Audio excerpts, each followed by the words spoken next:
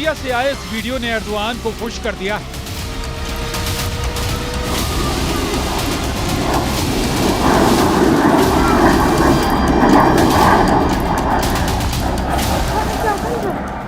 Syria से आए इस वीडियो में अमेरिका बता रहा है कि वो एर्दोआन के साथ है।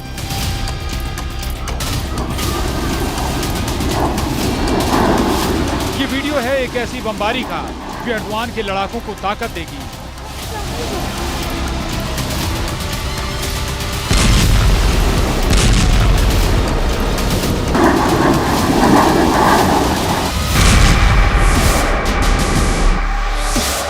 और ईरान के लिए तो ये बमबाज बहुत बड़ा झटका कहा जा रहा है। खामनेई इस वीडियो को देखकर बहुत मायूस है और जमीन से बहुत करीब उड़ रहे इस जहाज ने एर्दोआन को क्यों खुश किया और खामनेई को क्यों नाराज किया? क्यों सीरिया में इस वीडियो को गेम चेंजर कहा जा रहा है जो अलेप्पो को बचाने पहुंचे इराकी मिलिशिया के चीथड़े उड़ा सकता है? यह है अमेरिकी वायुसेना का A-10 थंडरबोल्ट। रिपोर्ट है कि अमेरिका के A-10 बॉम्बर ने सीरिया में तैनात ईरान और इराक के मिलिशिया पर हमला किया है। ये मिलिशिया एर्दोआन के गैंग को खत्म करने के लिए अलेप्पो की तरफ बढ़ रहा था। रिपोर्ट है कि 1 और 2 दिसंबर को सीरिया में ये हमला किया गया। नुकसान कितना हुआ इसकी पुष्टि नहीं की गई, लेकिन अमेरिका ने माना है कि सीरिया में उसका ऑपरेशन तेज हो गया है। A-10 थंडरबोल्ट बहुत ही खतरनाक बॉम्बर है और ये साथी सेना को क्लोज एयर सपोर्ट देने में इस्तेमाल किया जाता है। सवाल है कि अगर अमेरिका ने ईरान और इराक से जुड़े मिलिशिया पर बमबारी की है तो उसने किसकी मदद की?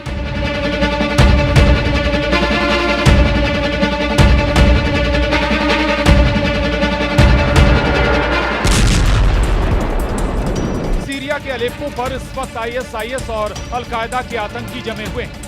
सीरिया के राष्ट्रपति बशर अल-असद का विरोध और एक बार फिर इस इलाके को आतंकवाद की आग में जलाने का काम जारी है।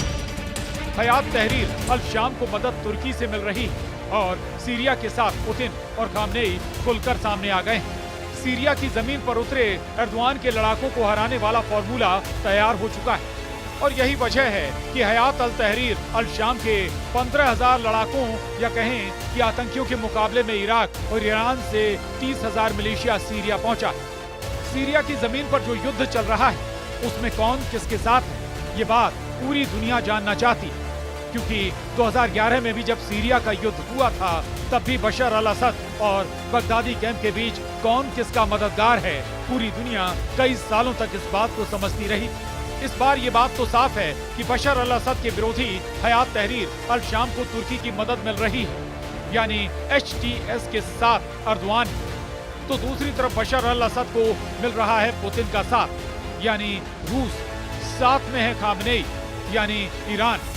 दूसरी तरफ बशर अल-असद का दुश्मन अमेरिका HTS का मददगार रहा है। इस बार भी बाइडेन कैंप इन्हें आतंकी नहीं विद्रोही कह रहा है। इस युद्ध में बशर अल-असद को हिजबुल्लाह भी बचा रहा है और इजराइल चाहता है कि हिजबुल्लाह की ताकत घटे।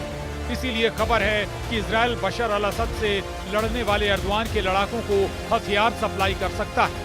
अमेरिका की एयरफोर्स पर आरोप लग रहा है कि वो ISIS की वायुसेना की तरह काम कर रही है, क्योंकि अगर इराकी मिलिशिया मारा जाएगा तो फायदा एर्दोआन गैंग को होगा, जिसका हिस्सा अल-कायदा और ISIS के आतंकी भी हैं।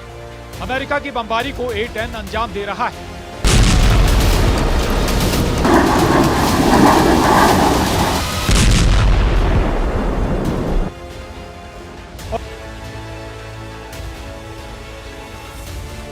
A-10 थंडरबोल्ट की नाक पर लगी है 30 मिलीमीटर की गेटलिंग गन जो टैंक को भेद सकती है। ये 1 सेकंड में 65 राउंड फायर करती है और सबसे खास बात, इस विमान की बॉडी बख्तर से बनी, यानी इस पर 23 मिलीमीटर जैसी एंटी एयरक्राफ्ट वाली गोली काम नहीं करती। यही वजह है कि A-10 को फ्लाइंग टैंक भी कहा जाता है। अमेरिका के पास ऐसे 250 से ज्यादा विमान हैं। अमेरिका अब इन सभी विमानों को अगले 5 सालों में रिटायर करना चाहता है, लेकिन फिलहाल ये बमबाज सीरिया में एक्टिव हो गया है। Bureau report, news 18।